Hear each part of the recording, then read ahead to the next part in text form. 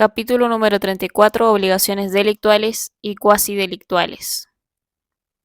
Luego de haber desarrollado las obligaciones en general en los capítulos precedentes, desde este y hasta el final de la obra, nos ocuparemos del estudio de las obligaciones en particular, es decir, considerando lo que es propio de cada una de ellas, según sea la fuente en que se originen. En este capítulo analizaremos las derivadas de los delitos primero y las originadas en los cuasi delitos después. 1. Obligaciones delictuales. A. Furtum. Generalidades concepto. La palabra furtum puede traducirse como hurto, pero según luego se verá, la noción romana de furtum tuvo mayor amplitud desde la nuestra hurto, pues excedió la sustracción o apoderamiento ilegítimo de una cosa ajena propia de nuestro concepto de hurto. Según Laveón, furtum y fur, ladrón, vendrían de furbus, negro, oscuro, tenebroso, porque se hace clandestinamente y en la oscuridad, y las más de las veces de noche. Según Sabino, de fraus, fraude, de acuerdo al testimonio de Paulo, quien agrega que derivarían de fero, llevar, y de áufero, quitar, o del griego poras, ladrón, como se señala en el digesto en el libro 42, título segundo, parágrafo primero, al principio. Véase en las institutas, en el libro cuarto, título primero, parágrafo segundo. En un texto seguramente interpolado, dice Paulo, el hurto es el apoderamiento fraudulento de una cosa para realizar lucro, ya sea de la misma cosa, ya también de su uso o posesión, lo que por ley natural está prohibido hacer, según el digesto en el libro 47, título segundo, parágrafo primero, tercero. Este jurisconsulto no dijo en sus sentencias que entendía por furtum, pero sí que el ladrón es quien con dolo malo se apodera de una cosa ajena, según el libro segundo, título 31, parágrafo primero. Por su parte, Ulpiano sostuvo que solo es ladrón el que tomó lo que sabía que tomaba contra la voluntad de su dueño, según el digesto en el libro 47, título segundo, parágrafo 46, séptimo. Infine. Y Gallo, en sus institutas, que el hurto ocurre no solamente cuando alguien sustraiga una cosa con el fin de apropiársela, sino de manera más general, cuando alguien maneje reteniéndola alguna cosa ajena en contra de la voluntad del dueño, según el libro tercero, título 195. Recordemos finalmente que en las institutas, en el libro cuarto, título primero, parágrafo primero, se dice: hurto es el apoderamiento o de la cosa misma, también de su uso o posesión, lo que por la ley natural está prohibido admitir. La diversidad de situaciones que los romanos consideraron protegidas mediante una actio furti, acción del hurto, hace casi imposible dar una definición que comprenda toda la hipótesis, por cuya razón nos conformaremos con la del digesto en el libro 47, título segundo, parágrafo primero, tercero, transcripta precedentemente, y procuraremos a continuación precisar de la mejor manera posible los requisitos que debían concurrir para que pudiese ejercitarse la actio furti. Requisitos. A. Objeto. Para que pudiese haber hurto era menester ante todo la existencia de un objeto sobre el que recayera la acción del ladrón, es decir, algo susceptible de ser hurtado. De ordinario, el furtum se refería a las cosas, pero también se admitió que se refiriera a un hombre libre. Respecto de las cosas, algunos sostuvieron que podían ser hurtados tanto los inmuebles como los muebles, según Aulio Gelio en el libro 11, título 18, parágrafo 13. Pero triunfó la postura de los que entendían que todo podía serlo los primeros, según el digesto en el libro 41, título 3, parágrafo 38, y en el digesto en el libro 47, título 2, parágrafo 25, al principio. La cosa en principio debía ser ajena, según el digesto en el libro 47, título 2, parágrafo 46, séptimo, infine. Gallo, libro tercero, título número 195. Paulo, en el libro segundo, título 31, parágrafo primero. Pero ocupo la posibilidad del hurto relativo a una cosa propia, es decir, cometido por el propio dueño, como ocurría en el caso del furtum possessionis, del que oportunamente nos ocuparemos. Si la cosa carecía de dueño, no podía haber furtum, aun cuando quien se apoderara de ella tuviera intención de hurtar, según el digesto en el libro 47, título segundo, parágrafo 43, quinto. Pero también fueron susceptibles de hurto las personas libres, como señala Justiniano en su Instituta en el libro cuarto, título primero, parágrafo 9. A veces también se comete hurto de hombres libres, como si se nos hubiere sustraído alguno de nuestros hijos que están bajo nuestra potestad.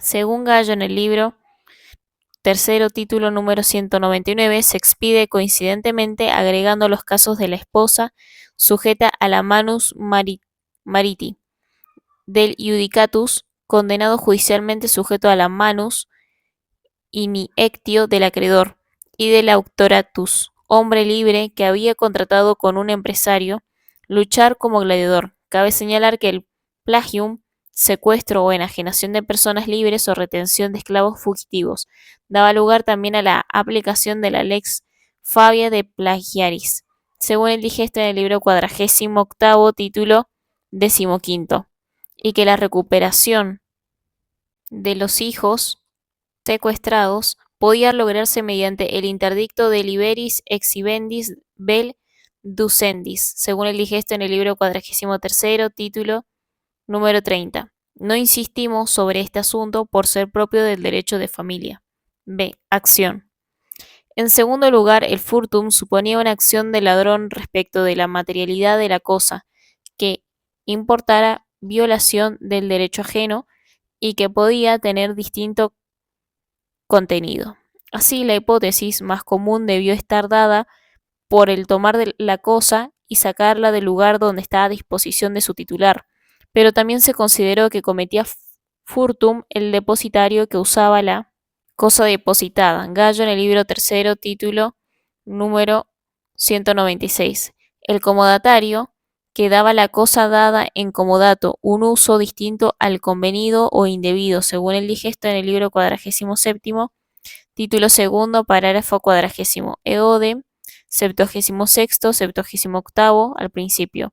Gallo en el libro tercero, título número 196, quien recibía un pago haciéndose pasar por acreedor, según el digesto en el libro 47, título segundo, parágrafo 43 al principio, y en el digesto en el libro 46, título tercero, parágrafo número 38, primero, y en el digesto en el libro 13, título primero, parágrafo 18, o incluso el propio dueño que privaba de la posesión de la cosa al acreedor prendario o al poseedor de buena fe. Gallo en el libro tercero, título número 200, en las institutas en el libro cuarto, título primero, parágrafo 10.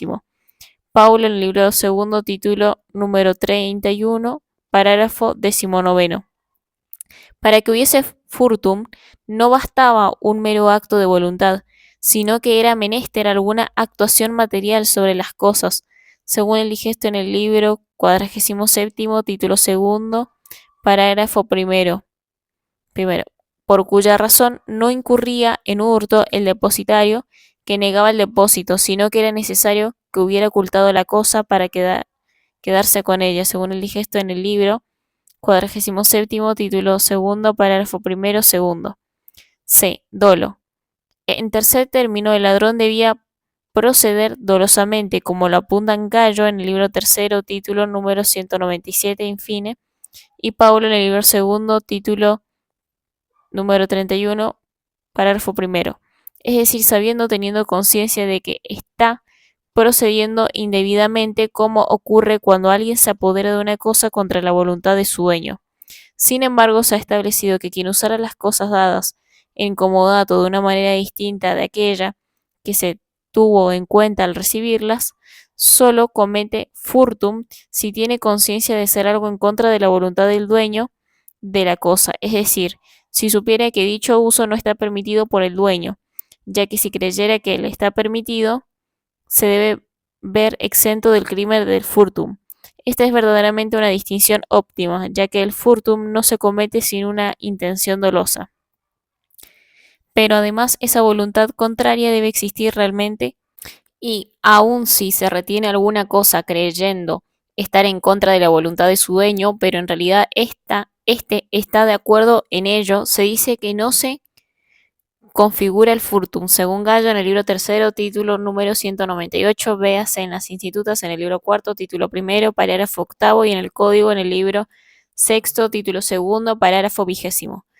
Aunque el mero fraude no bastaba para que se configurase el hurto, se consideró sujeto a la actio furti a quien se prestaba a ser presentado como solvente para obtener dinero en préstamo haciéndose pasar por otro que realmente lo era, y también quien, a sabiendas, lo presentaba como tal, según el digesto en el libro 47, título segundo, parágrafo 52, 21, de Animus iucrandi. Finalmente, el furtum exigía de parte del ladrón una intención especial, el animus lucrandi, es decir, la intención de obtener una ganancia, lucro, de beneficiarse con la cosa misma, con su uso o posesión. Por eso, no cometía hurto quien tomaba en una cosa yacente para entregarla a su dueño.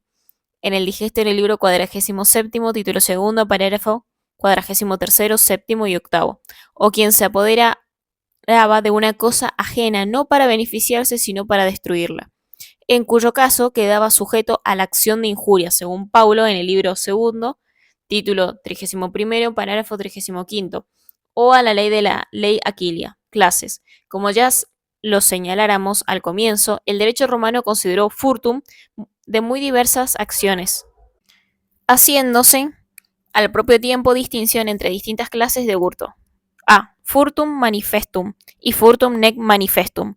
Un primer criterio diferenciador subsistente en el derecho justiniano en las institutas, en el libro cuarto, título primero, parágrafo tercero, distingue el furtum manifestum, hurto flagrante, del furtum nec manifestum, hurto no flagrante. Los jurisconsultos coincidieron en que había furtum manifestum cuando el ladrón era sorprendido en el momento del hecho, pero discreparon acerca de la posibilidad de ampliación de tal concepto. Como lo refiere Gallo en el libro tercero, título 184, algunos entendieron que también era flagrante el hurto cuando el ladrón era descubierto en el lugar de comisión del delito. Otros, que también si el ladrón fuese sorprendido fuera del lugar llevando la cosa hacia donde tenía intención de transportarla. Otros, finalmente, si el ladrón era visto con la cosa en sus manos. Entendieron que el hurto era flagrante. Pese a que Gallo considera desechable las dos últimas opiniones, la jurisprudencia clásica se inclinó por la tercera, es decir, la que considera flagrante el hurto cuando el ladrón es sorprendido transportando la cosa hurtada, aún fuera del lugar del hecho, siempre que no haya llegado aún a donde se proponía depositarla, según Paulo en el libro segundo, título 31, parágrafo segundo, y en el digesto en el libro 47, título segundo, parágrafo tercero, segundo, que fue en definitiva la adoptada por Justiniano en las institutas en el libro cuarto, título primero, parágrafo tercero. Por eso, si el ladrón era sorprendido con la cosa en su poder, pero en lugar destinado al efecto, el hurto no era considerado flagrante, según el digesto en el libro 47, título segundo, parágrafo quinto, primero. Desde antes de las 12 tablas y aún después de ellas se consideró también manifestum al hurto descubierto en virtud de una perquisitio ianse licioque. Esta pesquisa ritual que Gallo parece conocer muy poco, según el libro tercero, título número 193 y 194, lo que demuestra que en su época hacía ya mucho tiempo que no se usaba, habría sido común a los viejos pueblos indoeuropeos y consistía en que el damnificado por el delito se presentaba vestido solo con una suerte de calzón o taparrabos, licium, y portando en sus manos un platillo, lanx, en la casa del ladrón para buscar la cosa robada.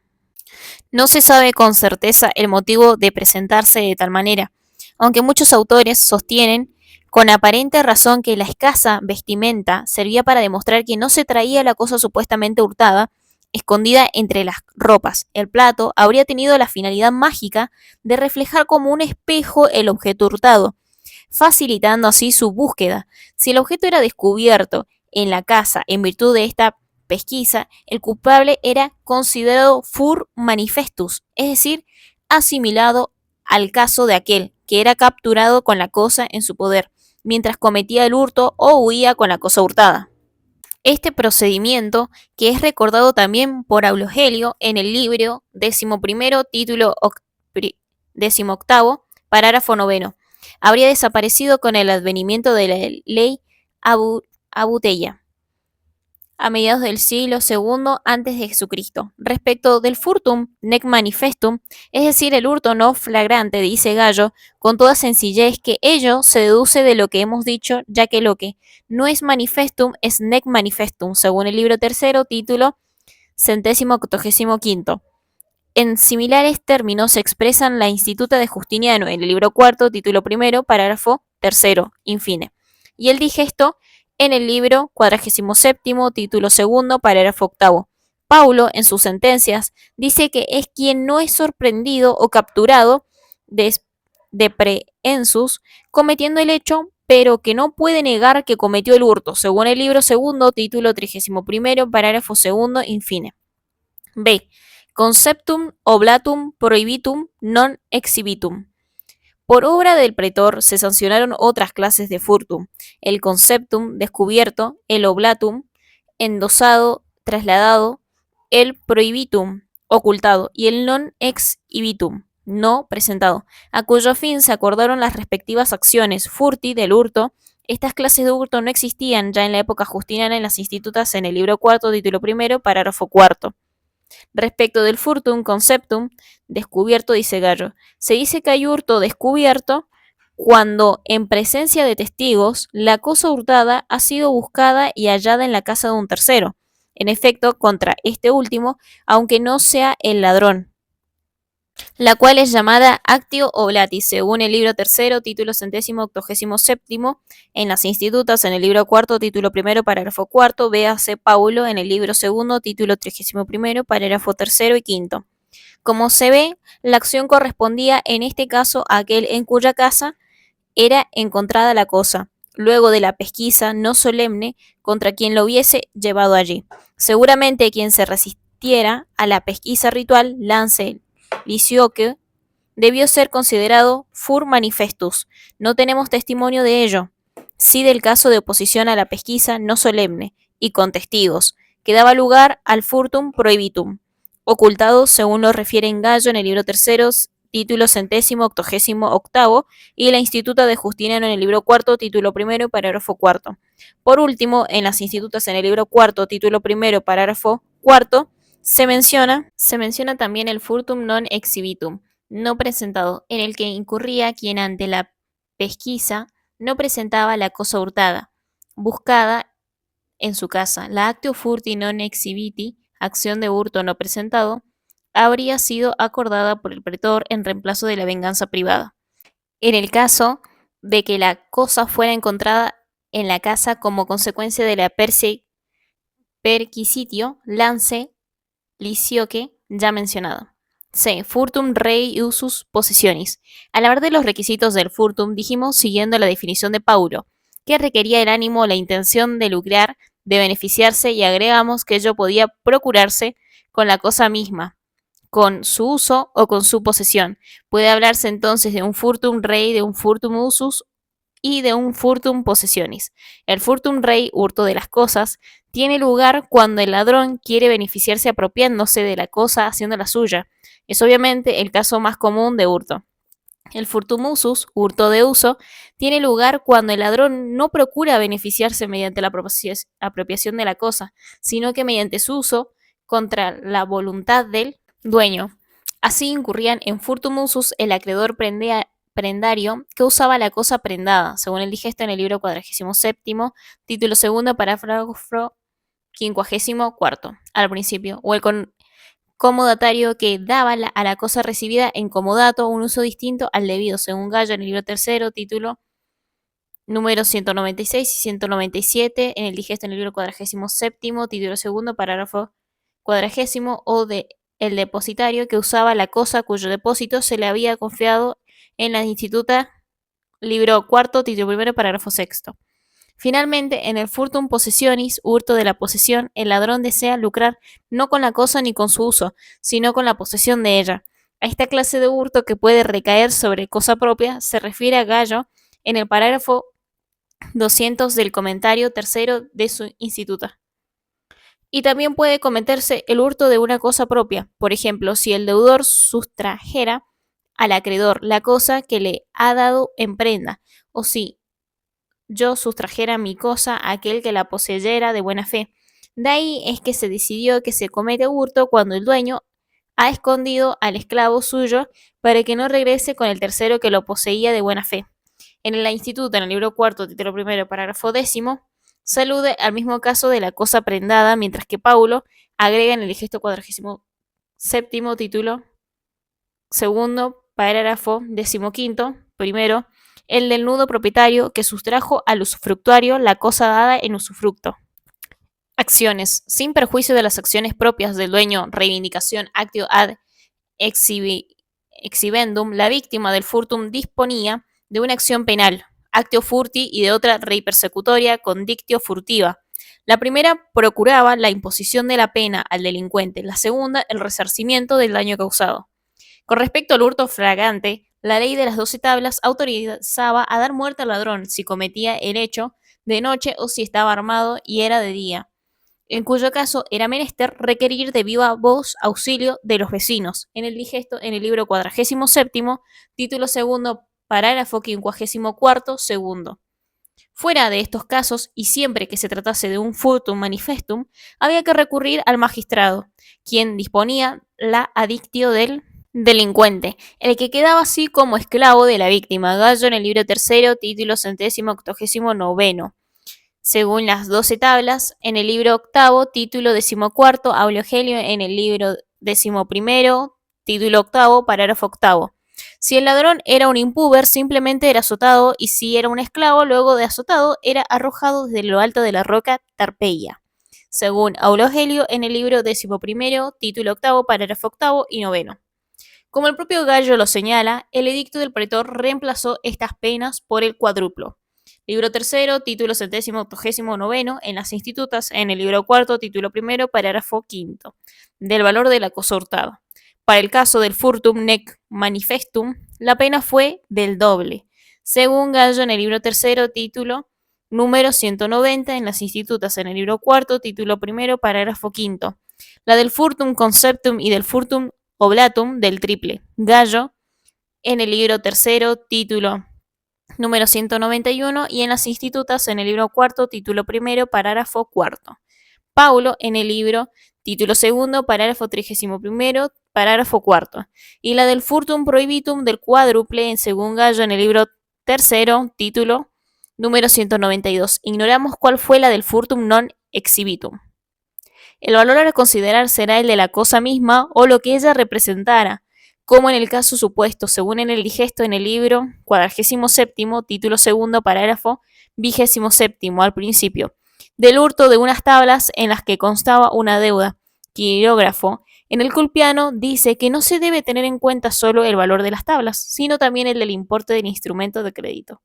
Lacteo furti era infamante. Gallo en el libro cuarto, título 100, 82, y en las institutas en el libro cuarto, título 16, parágrafo segundo.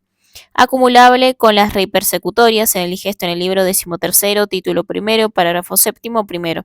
Y perpetua a diferencia de la mayoría de las acciones penales. Competía en principio el propietario de la cosa, quien originariamente debía ser ciudadano romano, aunque luego se concedió también a los peregrinos por medio de una acción ficticia, según Gallo en el libro cuarto, título 37.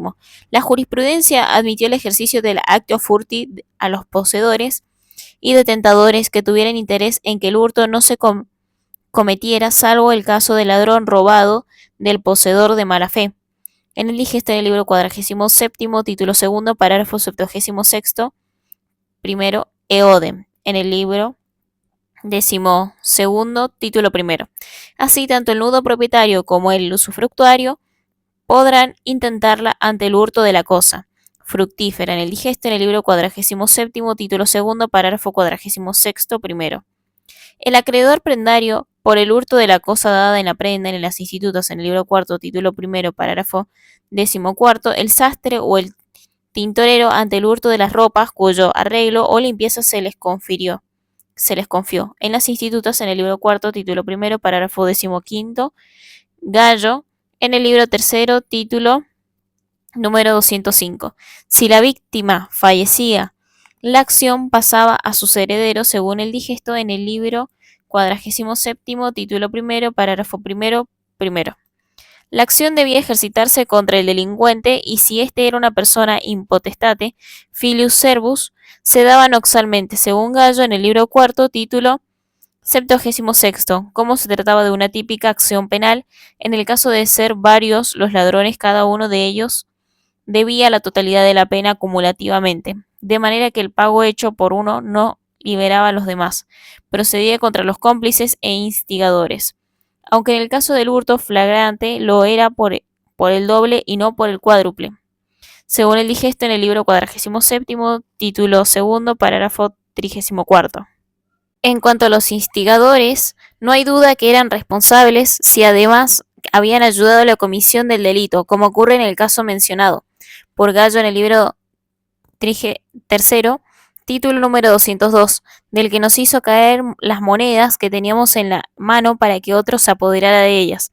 Pero la simple instigación o consejo a cometer el hurto no daba lugar al actio furti contra el instigador, según las institutas en el libro cuarto, título primero, parágrafo de 11º.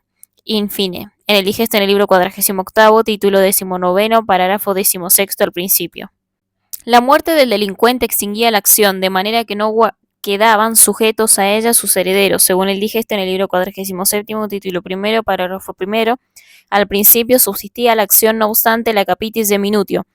En el digesto en el libro 44º, título séptimo, parágrafo 14º. Y en el digesto en el libro cuarto, título quinto, parágrafo segundo, tercero. O la manumisión del esclavo, digesto en el libro 13º, título primero, parágrafo 15º, lo mismo que la acción de injurias. La del hurto se extinguía por el mero pacto, según el digesto en el libro segundo, título 14º, parágrafo 17º primero. Como hemos visto, la actio furti procuraba simplemente la aplicación de la pena y no el resarcimiento del daño causado por el delito. A este efecto se concedió el condictio furtiva, condicción furtiva o de cosa hurtada, al propietario de la cosa hurtada, según el digesto en el libro 13º, título primero, parágrafo tercero. Esta condicción podía ejercitarse contra el ladrón o sus herederos, según el digesto en el libro 13º, título primero, parágrafo séptimo, segundo. Eodem quinto, pero no contra los cómplices e instigadores, según el digesto en el libro 13º, título primero, parágrafo sexto, aun cuando la cosa hurtada hubiere perecido, según en el digesto en el libro 13º, título primero, parágrafo 20º. Era acumulable con la acción del hurto, pero no con la reivindicación, según el Código en el libro sexto, título segundo, parágrafo 12º primero. Con la condictio furtiva se procuraba el valor de la cosa, sus accesorios y frutos, según el digesto en el libro 13º, título primero, parágrafo tercero y octavo segundo. Rapiña. Con motivo de los excesos que cometían las bandas armadas en la época de las guerras sociales, un pretor peregrino llamado Emeterencio Lúculo, en el año 76 a.C., creó una acción especial, Lactio vi bonorum raptorum, acción relativa a los bienes arrebatados violentamente, para el caso de los brutos cometidos con violencia, es decir, lo que hoy conocemos como robo, en las institutas en el libro cuarto, título segundo, y en el digesto en el libro 47º, título octavo, y Gallo en el libro tercero, título número 209. Inicialmente se sancionó con esta acción el caso en que el hecho era cometido por un grupo de hombres armados, pero la interpretación jurisprudencial llevó a admitirlo aun cuando lo era por una sola persona armada, y en la compilación justiniana se lo acepta sin mención de las armas, siempre que medie violencia, según el digesto en el libro 47º, título octavo, parágrafo segundo, séptimo. La acción era infamante. Gallo en el libro tercero, título 209, y en las institutas en el libro cuarto, título segundo, al principio para Gallo, libro cuarto, título octavo, era una típica acción penal y por lo tanto acumulable con la reivindicación y la condictio furtiva. Pero Justiniano la considerará mixta en las institutas en el libro cuarto, título segundo, al principio, y en las institutas en el libro cuarto, título sexto, parágrafo 19. La acción podía ser ejercitada por el dueño y quienes tenían interés en la cosa, como en la Actio Furti, en el digesto en el libro 47, título 8, parágrafo 2, 22 y 23, y también por los herederos de la víctima. En el digesto en el libro 47, título 8, parágrafo 2, 27. No procedía contra los herederos del autor del delito, aun cuando se hubiesen enriquecido por causa de él, sin perjuicio de la reivindicación o de la condictio furtiva, según el digesto en el libro 47, título 8, parágrafo 2, 27. Y en el digesto en el libro 13, título 1, parágrafo 11. La rapina se refiere siempre a cosas ajenas y no se incurre en tal delito si la cosa es arrebatada violentamente, creyendo quien lo hace que es suya, sin perjuicio de otras sanciones que pudieran corresponderle, como la pérdida de la propiedad de la cosa, según las institutas en el libro 4, título 2, parágrafo 1, y en el Código en el libro 8, título 4, parágrafo 7. C. Injuria, concepto. Además del sentido general de hecho contra derecho o sin derecho, que tiene la palabra injuria, los romanos la usaron con significados específicos. Así, Paulo en la Colatio nos dice: en sentido general se llama injuria a todo lo que se hace sin derecho. En sentido especial, una cosa es la contumelia, que los griegos llaman ibrin; otra cosa la culpa, que los griegos denominan adikema, o daño de injuria, como se interpreta en la ley Aquiles; otra cosa la iniquidad y la injusticia, que los griegos llaman adikian, según el libro 2, título 5, parágrafo 1. En sentido similar se expresa Ulpiano en el digesto en el libro 47, título 10, parágrafo 1 al principio, y las institutas de Justiniano en el libro 4, título 4 al principio, donde se agrega que contumelia deriva de contemenere, menospreciar. Nos ocuparemos aquí de la injuria que daba lugar a la actio injuriarum, acción de injurias, es decir, a la contumelia, o sea, la afrenta, ofensa u oprobios, hecho a una persona, ya que las acepciones son motivo de análisis al tratar las instituciones respectivas. Mientras el furtum, la rapina, y el damnum, iniuria, datum, eran delitos que recaían en principio sobre las cosas. La injuria comportaba especialmente un atentado a la persona, sea en su cuerpo o sea en su faz moral, hecho con la intención de injuriar. Este dicto atañe a aquella injuria que se hace con el fin de contumelia. Y la injuria se hace o bien con el cuerpo cuando somos golpeados, o bien con las palabras cuando sufrimos una vocería, o bien cuando se hiere la dignidad, como cuando se le quitan los acompañantes a una matrona o a una adolescente. Según el libro 2, título 5, parágrafo 3 y 4. En similares términos, Gallo, libro 3, título número 220, en el digesto en el libro 47, título 10, parágrafo 1 y 2, en las institutas, libro 4, título 4, parágrafo 1. Evolución, ley de las 12 tablas, edicto del pretor Lex Cornelia de Iniuris, derecho imperial. Las 12 tablas, aparte de la recitación de fórmulas de brujería, para atraer un espíritu maligno hacia otro o a la difamación pública, tabla octava, primera, solo prevenían casos de atentados contra la integridad corporal. Así en la tabla octava, segunda, se disponía: si se hubiese separado Rupsit, un miembro, a no ser que con él se pactase, tenga lugar la ley del talión, según las institutas en el libro 4, título 4, parágrafo 7. Gallo, libro 3, título 223. También se establecía en la ley de Semviral que si con la mano o con un bastón se hubiese quebrado un hueso a un hombre libre, correspondía el pago de una pena de 300 haces, la que se reducía a 150 si se trataba de un esclavo, según Gallo en el libro 3, título 223. Colatium Legum, libro 2, título 5, parágrafo 5. Para todas las demás injurias la pena era de 25 haces. La barbarie de la ley del talión y la pérdida del valor adquisitivo de la moneda determinaron la adopción de otro sistema de penas por parte del pretor. Al respecto, cabe mencionar lo señalado por Aulo Gelio comentado en las 12 tablas. Pero he dicho que estas leyes pecaban en otros puntos de excesiva lenidad. ¿Qué opinas de la pena impuesta por injuria? Si alguno dice la ley infiere injuria a otro, pagará multa de 25 haces. Ahora bien, ¿cuál será el indigente que por 25 haces se privará del placer de insultar? Así es que Laveón, vuestro Laveón mismo, no aprobaba esta ley, y con este motivo refiere en su obra sobre las leyes de las 12 tablas, la singular costumbre de un tal Lucio Veracio, hombre desarmado y extraordinariamente malévolo.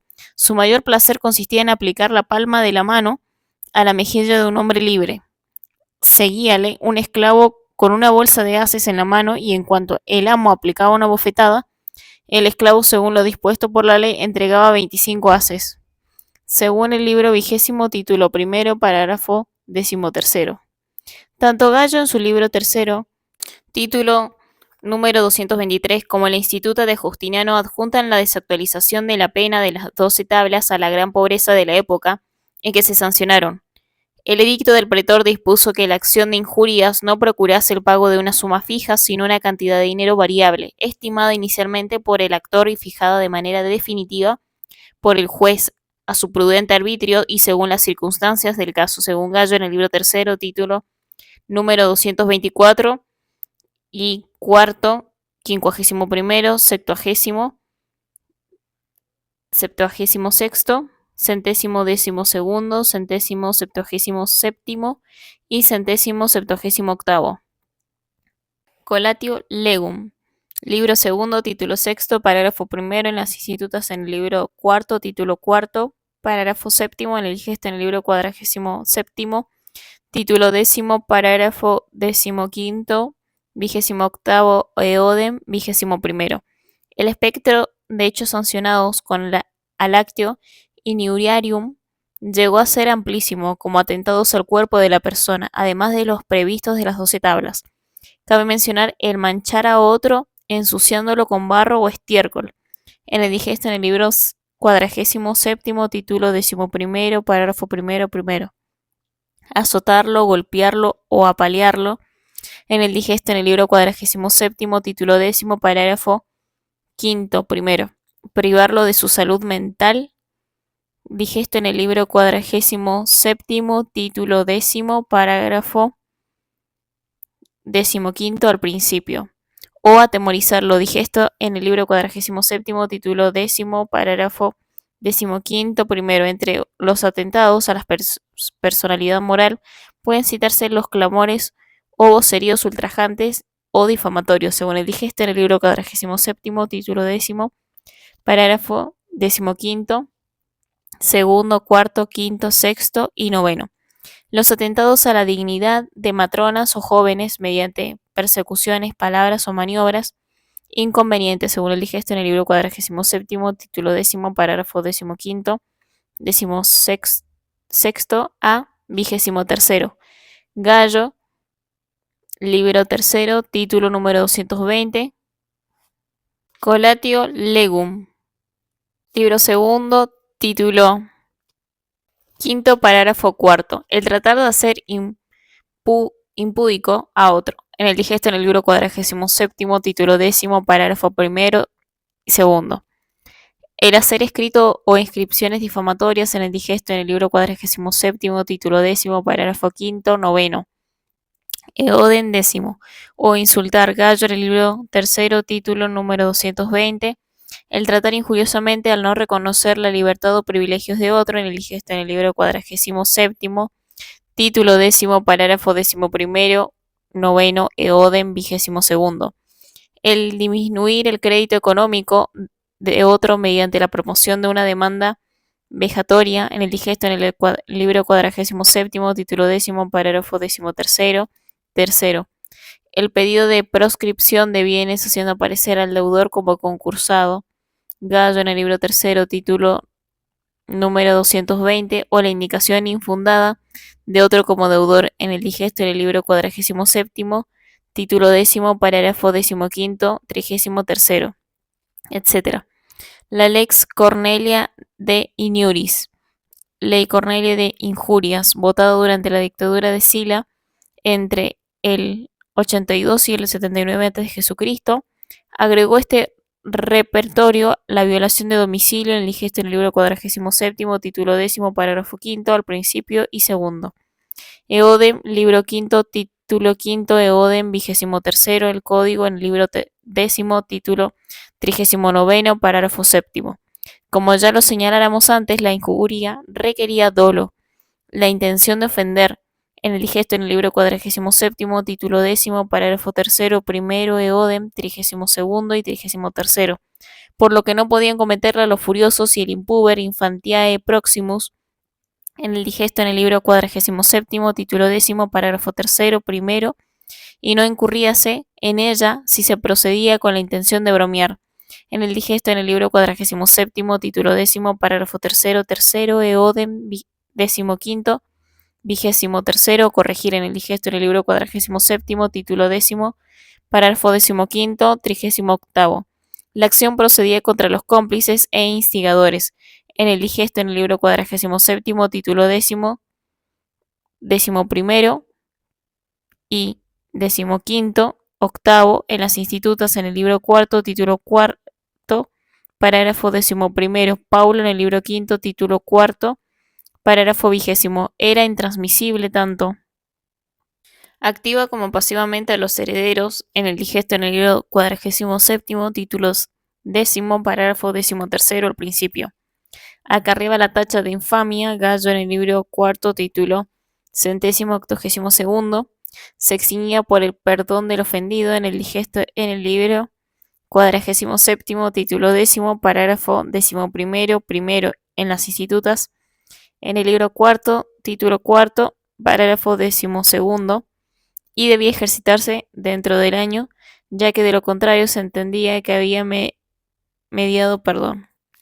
Según el código, en el libro 9, título 35, parágrafo 5, la legislación imperial mantendrá la posibilidad de ejercitar la actio iniurarium a estimatoria, acción de injurias estimatoria o proceder extra ordinem, para la aplicación de una pena aflictiva, en el digesto en el libro 47, título 10, parágrafo 6, Eodem, 45, institutas en el libro 4, título 4, parágrafo 10, iniciando así en este aspecto la sanción del delito mediante una pena pública.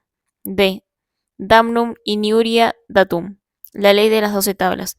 La ley de las 12 tablas no contenía una norma general que sancionase el daño causado sin derecho injustamente, damnum iniuria datum, sino algunas especiales para ciertas clases de daño, seguramente los que entonces se producían con mayor frecuencia. Contemplaba el daño causado por un cuadrúpedo, en el digesto en el libro 9, título 1, parágrafo 1, al principio. La introducción del ganado a pastar en el fundo ajeno. En el digesto, en el libro 19, título 5, parágrafo 14, tercero. La destrucción de cosechas. Plinio el Viejo proporciona detalles sobre diversas cuestiones relacionadas con la agricultura y medio ambiente, como la destrucción de cosechas y la tala de árboles. La referencia a su obra es importante porque ofrece un contexto histórico y cultural sobre cómo se entendían y regulaban ciertos tipos de daños en la Roma antigua, complementando así las leyes documentadas en las 12 tablas. Historia natural, libro 28, título 2, parágrafo 17. El incendio de casas en el digesto en el libro 47, título 9, parágrafo 9, la tala de árboles, Plinio en el libro 17, título 1, parágrafo 7. La Lex Aquilia. Hacia fines del siglo III a.C. se dictó la Lex Aquilia, que en realidad fue un plebiscito votado a propuesta de un tribuno llamado Aquilio, según se señala en el digesto en el libro 9, título 2, parágrafo 1, cuyos efectos se asimilaron a los de la Lex en virtud de la ley Hortensia, según Gallo en el libro primero, título tercero. La citada Lex Aquilia contenía 3 capítulos, 2 de los cuales se referían a nuestro asunto. El primero establecía: el que hubiera matado con injuria al esclavo o a la esclava ajenos o a un cuadrúpedo res, sea condenado a pagar al dueño el precio mayor que aquello tuvo en aquel año. En el digesto en el libro noveno, título segundo, parágrafo segundo, al principio. En similares términos, en las institutas, en el libro cuarto, título tercero, al principio. Gallo, libro tercero, título número 210. Por su parte, el tercero disponía respecto de las demás cosas, excepto del esclavo y las reses, que hayan sido muertos, si alguien hiciere daño a otro porque hubiere quemado, quebrado o roto alguna cosa con injuria, sea condenado a pagar al dueño tanto cuanto aquella cosa valiera en los 30 días próximos, según el digesto en el libro noveno, título segundo, parágrafo 27º, quinto. En similares términos, institutas, libro cuarto, título tercero, parágrafo 13º, Gallo, libro tercero, título número 217. Según refiere Gallo en el libro tercero, título 215, en el segundo capítulo de la ley se concedía una acción contra el estipulador coestipulante que en fraude al estipulator estipulante había liberado al deudor de la obligación. Como no es este asunto que nos interesa aquí, nos limitamos a mencionarlo. Requisitos. La ley concedía una acción cuyo ejercicio exigía el concurso de varios requisitos objetivos y subjetivos, de los que nos ocuparemos seguidamente. 1. Daño. Resulta del texto de los capítulos primero y tercero antes transcriptos que para la procedencia de la acción era menester un daño en las cosas, según el digesto en el libro noveno, título segundo, parágrafo 13º. Al principio, pues habla de matar a un esclavo o cuadrúpedo y de quemar, quebrar o romper alguna cosa. No se trata de un daño a los sujetos. Pero cuando pereció un hombre libre, no se hace en el duplo la estimación del daño, porque respecto de un hombre libre no puede hacerse estimación alguna de su cuerpo, sino que se hace condena de 50 áureos, según el digesto en el libro noveno, título tercero, parágrafo primero, quinto. Mas no se hace estimación alguna de las cicatrices o de una deformidad, porque el cuerpo de un hombre libre no admite estimación alguna, según el digesto en el libro noveno, título tercero, parágrafo séptimo. Infine, el daño suponía una disminución patrimonial al dueño de la cosa. Así se dice en el digesto en el libro noveno, título segundo, parágrafo 27º, 17º. Si no se hubiese hecho al esclavo más ínfimo o peor en precio alguno, deja de aplicarse la ley Aquilia. A esta razón responden los casos referidos en el digesto en el libro noveno, título segundo, parágrafo 27º, 25º y 28º, entre otros. 2. Iniuria. Para que procediese la acción de la ley Aquilia era necesario que el daño hubiese sido causado con iniuria injustamente. Con razón se añade que haya matado con iniuria, porque no basta que se haya matado, sino que debe haberse hecho esto con iniuria. En el digesto en el libro noveno, título segundo, párrafo tercero, al principio. Ulpiano explica por qué debe entenderse aquí por iniuria. Pero conviene que la iniuria la entendamos aquí no como respecto de la acción de injurias, cualquier contumelia, sino lo que hizo no según derecho, esto es contra derecho, a saber si culpablemente hubiere alguno matado. Y por esto concurren a veces ambas acciones, la de la ley Aquilia y la de injurias, pero habrá 2 estimaciones, una la del daño y la otra la de la contumelia. Así pues, entenderemos aquí por injuria el daño causado por culpa aún por aquel que no quiso causarlo, según el digesto en el libro noveno, título segundo, parágrafo quinto, primero. Véase en las institutas en el libro cuarto, título tercero, parágrafo segundo. Como se ve, la inuria no requería el actuar doloso, sino que bastaba la mera culpa o negligencia. Incluso en el digesto en el libro noveno, título segundo, parágrafo 44 al principio llega a hablarse de culpa levísima. La inuria desaparecía. Entonces, cuando no era imposible imputar al autor del hecho culpa alguna, como ocurría en el caso de demente o del infans, en el digesto en el libro noveno, título segundo, parágrafo quinto, segundo. Cuando el hecho era puramente casual, accidental o debido a la fuerza mayor, como lo atestiguan varios pasajes en el digesto en el libro noveno, título segundo, parágrafo 52º, cuarto, eodem, 29º, tercero, en las institutas, libro cuarto, título tercero, parágrafo tercero, en el digesto en el libro noveno, título segundo, parágrafo 49º primero, cuando era consecuencia del ejercicio de un derecho. Digesto libro 50, título 17, parágrafo 141, como ocurría cuando era causado para defenderse. Digesto libro noveno, título segundo, parágrafo cuarto, al principio y primero eodem. Quinto, al principio eodem, 29, séptimo, 45, cuarto eodem, 49, primero. 3. Daño.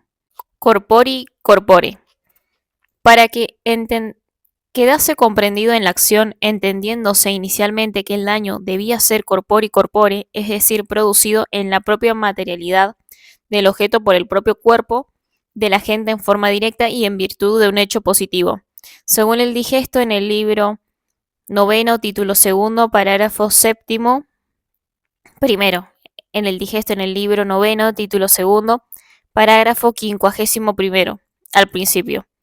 En las institutas en el libro cuarto, título tercero, parágrafo 15, infine. En el digesto en el libro noveno, título segundo, parágrafo 49, al principio. En el digesto en el libro séptimo, título primero, parágrafo 13, segundo. Gallo en el libro tercero, título número 219, el digesto en el libro noveno, título segundo, parágrafo noveno, al principio y primero. En consecuencia, si no había daño corpori, es decir, al cuerpo, como ocurría en el caso de quien facilitaba o permitía la fuga del animal o esclavo ajenos, no cabía la aplicación de la ley en cuestión. Lo propio ocurría cuando se inducía al esclavo ajeno para que se arrojara al río no sabiendo nadar, por cuya causa moría ahogado por falta de daño causado corpore, es decir, con el cuerpo, o cuando el daño proviniese de una omisión, como ocurre en el caso de quien enciende un horno y se queda luego dormido, produciéndose un incendio. Titular de la acción. El ejercicio de la acción correspondía a quien era dueño de la cosa dañada al tiempo de la comisión del hecho. En el digesto en el libro noveno, título segundo, parágrafo segundo, al principio, eodem. 27, título quinto, eodem, 11, sexto y noveno, o naturalmente a su heredero. El digesto, el libro noveno, título segundo, parágrafo 23, primero y octavo. Sujeto pasivo de la acción. La acción debía ejercitarse contra quien había causado el daño, como expresamente se señala en el digesto en el libro noveno, título segundo, parágrafo segundo al principio y 27, quinto. Si lo había sido por el hecho de varios, la acción procedía contra todos acumulativamente, dado su carácter penal en el digesto en el libro noveno, título segundo, parágrafo 11, segundo y cuarto, si se tratase de daños distintos causados sucesivamente por distintas personas. La acción procedía contra cada una de ellas, según el daño que causó, en el digesto en el libro noveno, título segundo, párrafo 11, tercero.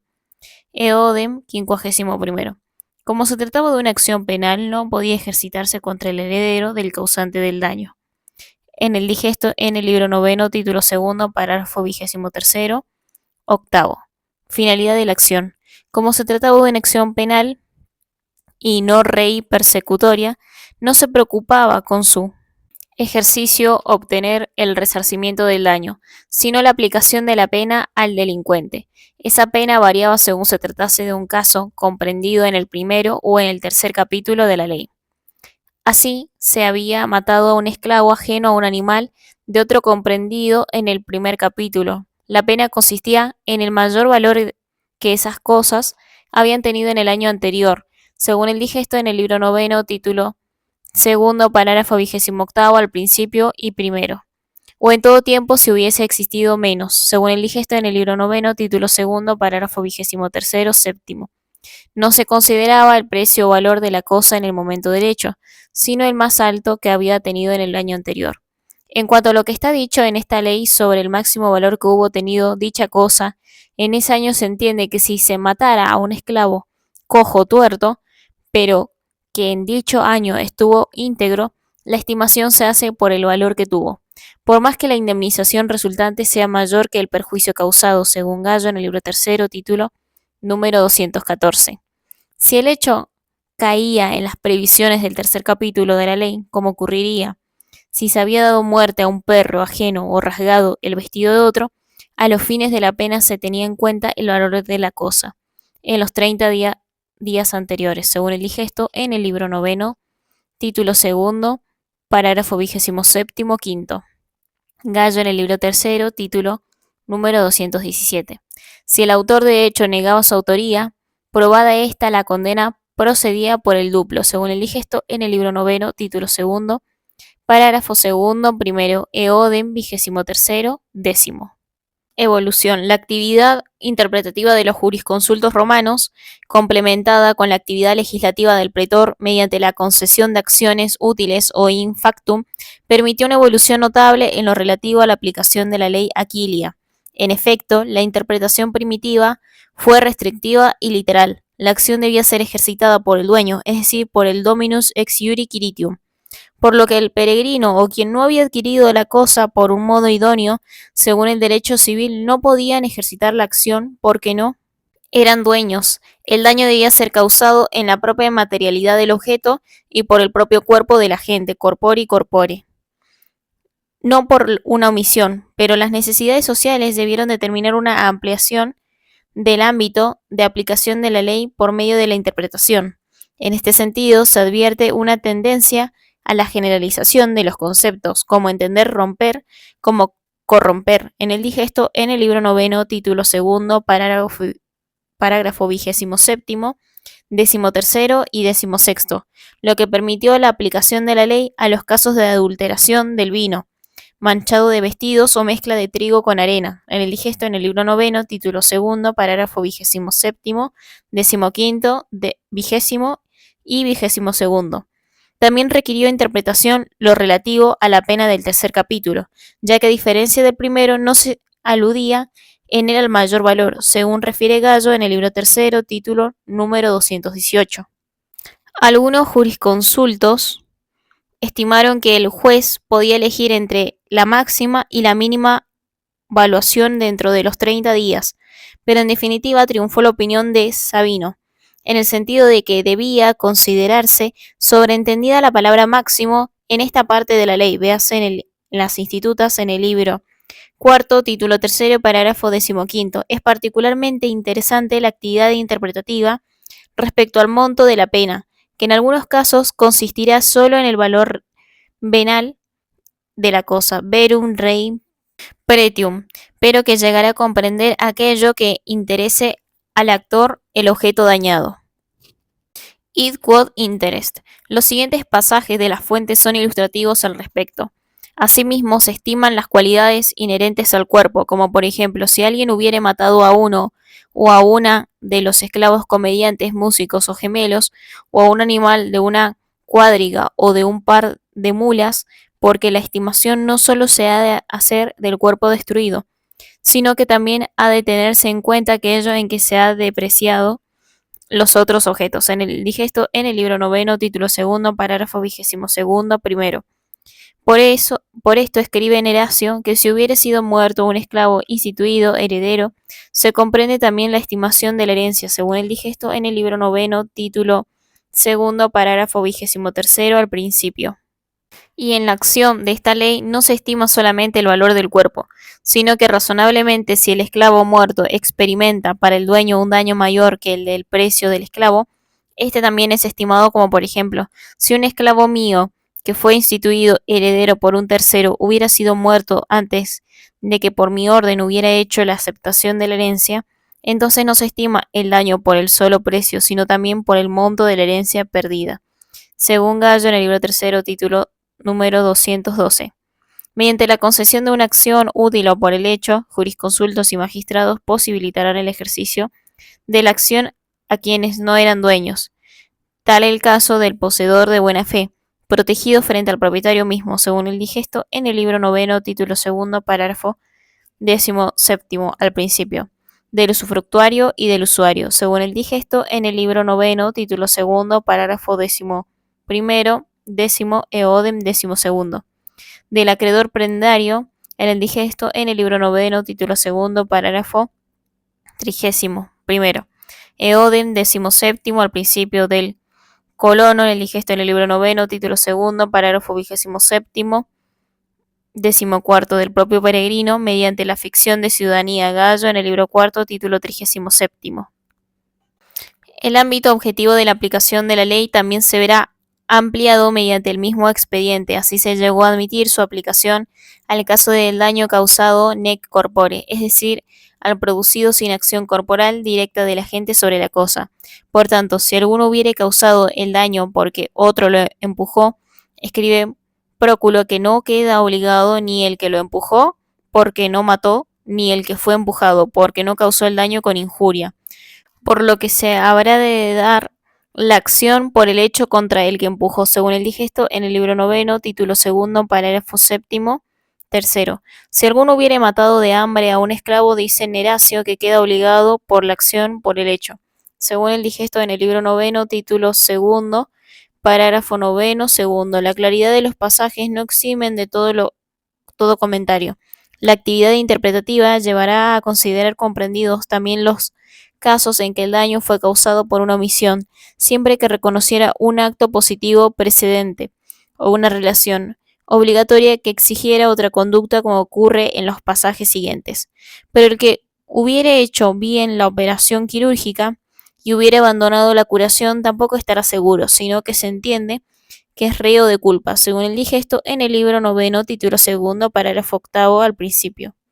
Si el esclavo hornero de un colono se hubiese dormido junto al horno y se hubiera quemado la casa de campo, escribe Horacio que, demandado en virtud del arrendamiento, debe responder de ello, si fue negligente el elegir sus operarios, pero si uno hubiera puesto fuego al horno y otro lo hubiere cuidado con negligencia, quedará responsable el que lo hubiera encendido, porque el que cuidó de él nada hizo, y el que convenientemente puso el fuego no cometió falta.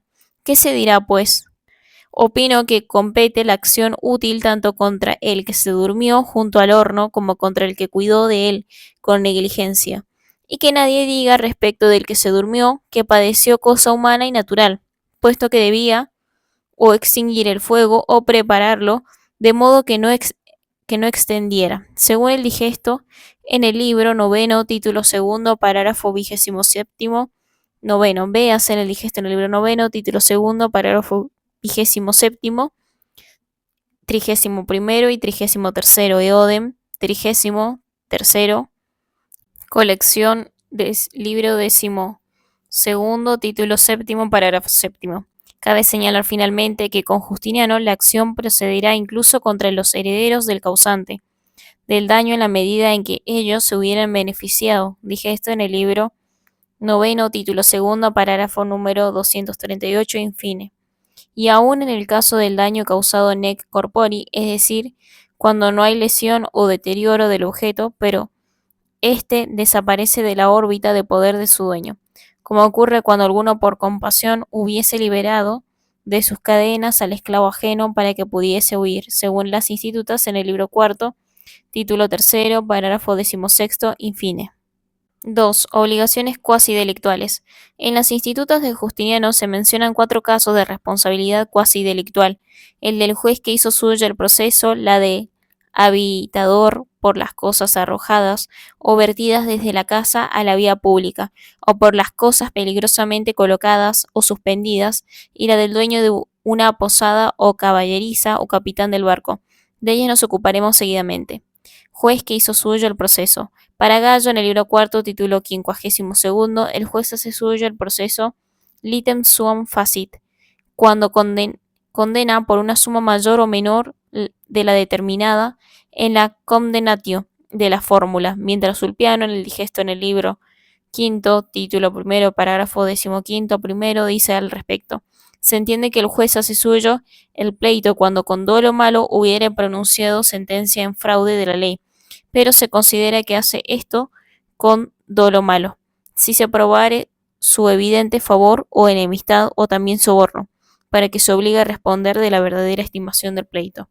El texto, precedentemente transcripto, exige una actitud dolosa del juez, que falla de manera contraria a derecho, perjudicando así a una parte o beneficiando a la otra.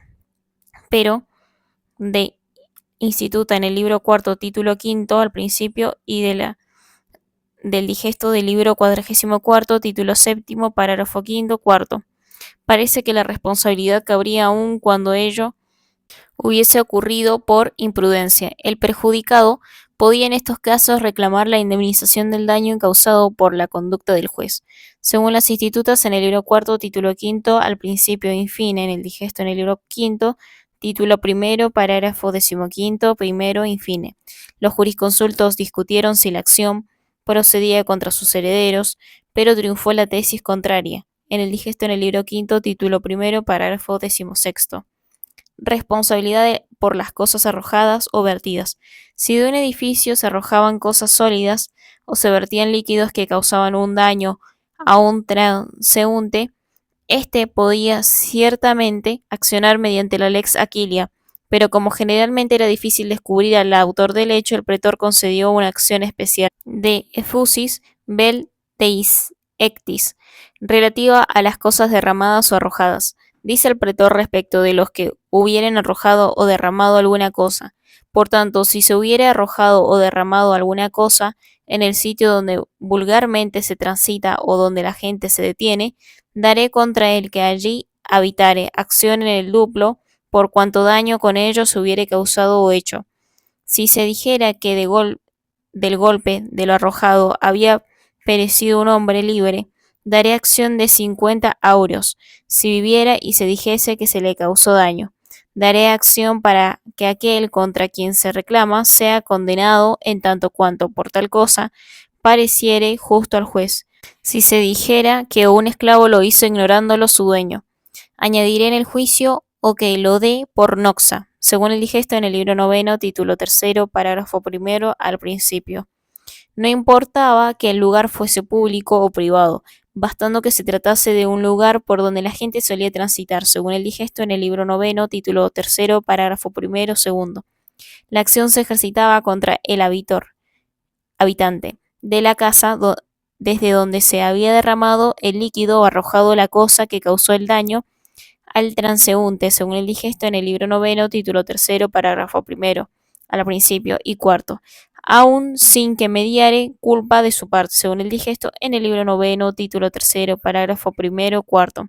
Si fueran varios los responsables, respondían solidariamente, según el digesto en el libro noveno, título tercero, parágrafo primero, décimo, eodem, segundo al cuarto. Mientras no se pudiese determinar por cuál se había arrojado o vertido el objeto dañoso, según el digesto en el libro noveno, título tercero, parágrafo quinto al principio, primero y segundo. El habitator, por su parte, podía accionar contra el verdadero autor del daño, según el digesto en el libro noveno, título tercero, parágrafo quinto, cuarto. La acción por las cosas arrojadas o derramadas era perpetua y pasaba a los herederos de la víctima, según el digesto en el libro noveno, título tercero, parágrafo quinto, quinto, aunque no podía ejercitarse contra los herederos del habitator. Cuando se había causado la muerte de un hombre libre, la acción duraba un año, y no pasaba a los herederos del muerto ni se daba contra los del habitador, porque era penal y popular, según el digesto en el libro noveno, título tercero, parágrafo quinto, quinto. Si no hubiera determinado la muerte, la acción era perpetua para el perjudicado y anual para todos los demás, siendo intransmisible hereditariamente, según el digesto en el libro noveno, título tercero, parágrafo quinto, quinto. Como surge del pasaje transcripto al comienzo que concuerda con las institutas en el libro cuarto, título quinto, parágrafo primero, la acción perseguía el doble del valor del daño causado en el caso de no haberse causado la muerte o lesionado a un hombre libre, 50 aureos, en caso de muerte y según lo que estimase el juez en el otro caso. A este respecto, resulta interesante recordar lo dicho en el digesto en el libro 9, título 3, parágrafo 7. Cuando con lo que se hubiere arrojado o derramado hubiese sido lesionado el cuerpo de un hombre libre, el juez computa los honorarios pagados al médico y los demás gastos que se hicieron en la curación, y además el importe del trabajo del que estuvo privado o de que haya de estar privado porque quedó inútil. Mas no se hace estimación alguna de las cicatrices o de una deformidad, porque el cuerpo de un hombre libre no admite estimación alguna. Responsabilidad por las cosas peligrosamente colocadas o suspendidas. Como parte del mismo edicto, el pretor dispuso: en el cobertizo o alero del tejado que dan sobre aquel lugar por el que vulgarmente se transita o donde la gente se detiene, nadie tenga puesta cosa alguna cuya caída puede causar daño a alguien. Contra el que hiciere lo contrario, daré acción por el hecho por 10 sueldos de oro, si se dijere que lo hizo un esclavo ignorándolo su dueño, o mandaré que sea dado por noxo, según el digesto en el libro 9, título 3, parágrafo 5, 6. La responsabilidad pesaba sobre quien tenía colocado el objeto de manera peligrosa o hubiere consentido que otro lo hiciera, según el digesto en el libro 9, título 3, parágrafo 5, 8 y 10, ante la mera posibilidad del daño y por el simple hecho de encontrarse la cosa puesta o suspendida de manera peligrosa, según el digesto en el libro 9, título 3, parágrafo 5, 11. La acción era popular y no podía ejercitarse contra los herederos, según el digesto en el libro 9, título 3, parágrafo 5, 13. Responsabilidad del capitán del barco o del dueño del establo o posada. Sin necesidad de convención expresa en tal sentido, por el solo hecho de la introducción de los objetos en el navío, establo o posada, el dueño de la posada o caballeriza y el capitán del barco respondían por los daños o hurtos cometidos respecto de esas cosas por el hecho de los marineros y dependientes suyos, según la Institutas libro cuarto, título 5, parágrafo 3, y de los demás pasajeros y huéspedes, según el digesto en el libro cuarto, título 9, parágrafo 1, 8 y odem 2 y 3 al principio. En el digesto en el libro 47, título 5, parágrafo 6, servo pacto expreso en contrario, según el digesto en el libro cuarto, título 9, párrafo 7 al principio. La acción era por el duplo, según el digesto en el libro cuarto, título 9, párrafo 7 primero, y si bien era perpetua, no era ejercitable contra el heredero, según el digesto en el libro cuarto, título 9, párrafo 7, sexto. Sabiendo quién era el autor del daño, el damnificado podía optar entre esta acción o las que pudiese corresponderle actionis furti o legis aquiliae contra el verdadero culpable, según el digesto en el libro cuarto, título 9, párrafo 3, 5, eodem 6 y 4.